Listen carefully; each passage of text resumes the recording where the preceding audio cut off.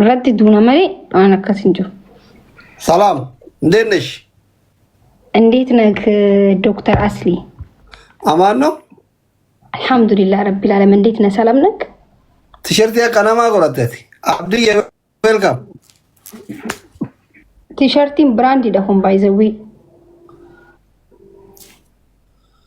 مشروعنا كجيبون كجيبين عنشي حرام. نو كجيبني.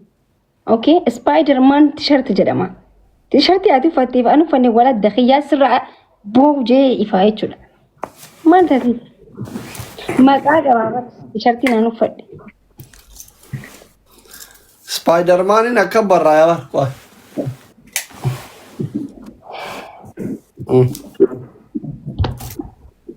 كيف؟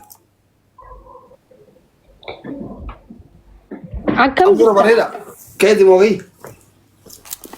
أدنى. أكم نجا؟ إيه؟ أكم جرتا؟ ما تقول. إيه هم دقتك أبا كي دقتك. رفتلين ولادو. وي. جيزي ميكان فدكتور. رفيبر. يوم.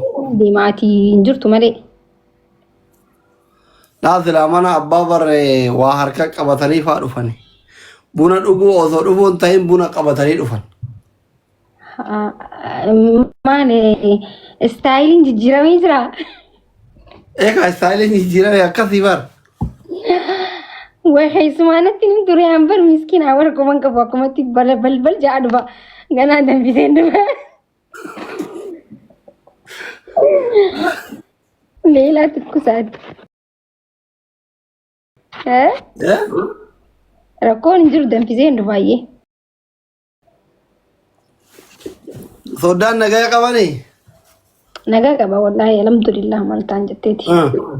نجا كبان. Akka mi'aan ergattan fiduun kaan ere jechuun uummata komenteetti gaafadhaan jedhe. Ay. Ganaa. Gana. Eh? Dhiira moo durba isin eeyina jedhaa jira. Jechuun warra biraa biroo faamiliitti komentii barreessaa jira warra isin saalfattu.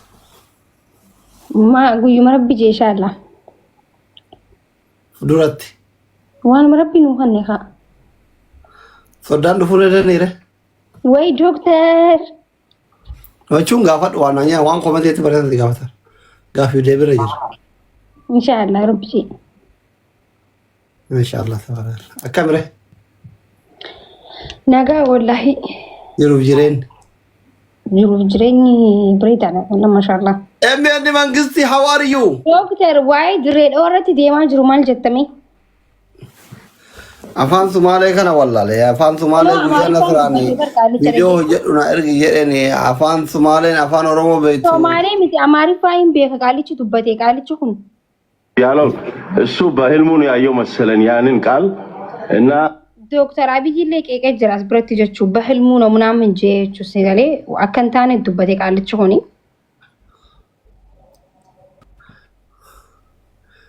ዋይ ደዳው አትረት ማል ጀታ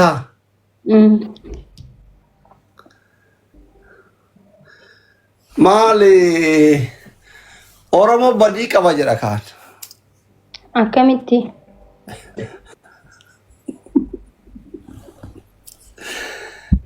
akkamittiin gaarii akka malee Sumaalee tana ashqaabbaxanii beeyta. Okay.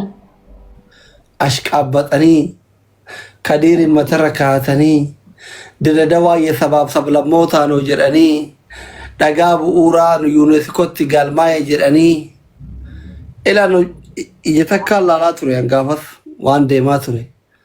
Laa ta'uufiitiyyuu galma gaarii tokko hin qabdu. Oromoon tu jechuun keessattuu warra aangorra jiru kaadireen fi hooggantoonni Diredawaa ta'uufiitiyyuu galma gaarii tokko lafa ofiitirraa hin qabdu si galee dhagaa bu'uuraa Sumaalee keettee yuuniskoo irratti galmaa'e jettee ashqaabbaxaniif walaa warra Diredawaa bulchuu jettaa kantiibaa Diredawaa jettaa feemasoota Diredawaa jettaa warri yeroo darbe baatii afushan dura gurra duuchaa jure ture sun har'a si galee ililchaasan waan san dhugaa godhate jechuudha si galee miti. Soo kanaafi akka nuti uf goone jarri ka hidhateetiin nu buqqisin nagaa rabbi nu baase. Kanaafi dhaamsi an qabu Diredawaan lafa Oromooti. Namni tokko abbaa irraan qabu kaaballeen kibballeen bahalleen samilleen dachilleen ta Oromooti. Kana Sumaaltonni dogoggoratti faamanii gamme kiyyaa kam dogoggoratti faamanii namnummaan tokkochi waa jedhallee fi Oromoon irraan buqqaateetiin Sumaaleen irraan qubattu dubbii Diredawaa karuma seeratiin fixuudhaa dandametti Abiyyi afaan qofaan ta Oromooti jechuu osoo hin taane Oromiyaa jalatti deebisuudha. Federaala jala jirti waan taateef jalqabumaa silaa soddaanuyyuu Diredawaan ta Oromooti paarlaamaa irratti jiraniitiin ummata miskiina waggaa dheeraa wajjin jiraate kana walitti buusuu osoo hin taane isima tana federaalaa Oromiyaa jalatti deebisuudha jalqabne. Si galee miti istiraateejiin karaa xiinxala poolotikaatiin akkana.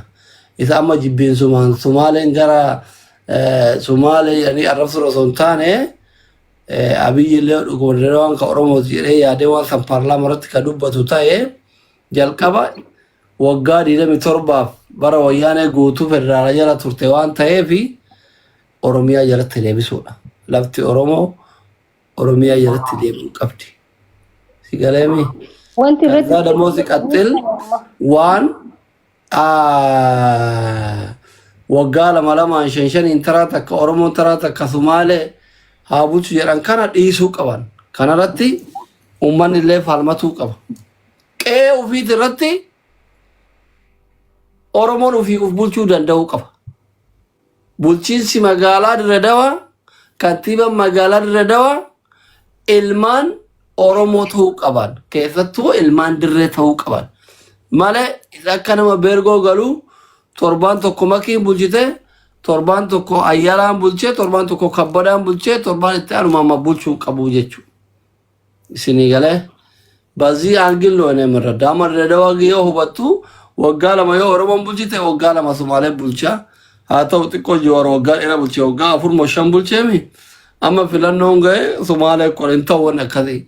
Qe'ee keetirratti Oromoon kutaa biraatuu dhufee si bulchuu hin qabu. Dhalataan naannoo sanii bulchuu qaba. Si galee dimokiraasiin akkasi. Ibin Sumaalee miti Diredawaa kutaa biraa irra Jimmaan irra Arsii irra Baaleen irra Walloon irra Wallaggaan irra dhufanii bulchuu qaban. Qe'ee ofii abbaan bulfachuu danda'uudha qaba. For example amma mana kee keessa waan jiru ufaan hin jirre situ beeka. Akka itti jiraattu situ beeka.